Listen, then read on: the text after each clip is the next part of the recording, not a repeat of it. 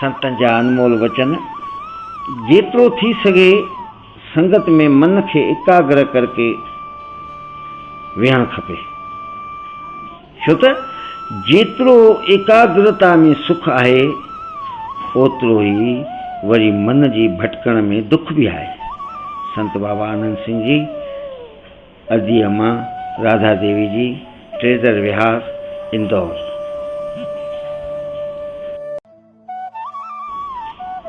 संतन जा अनमोल वचन।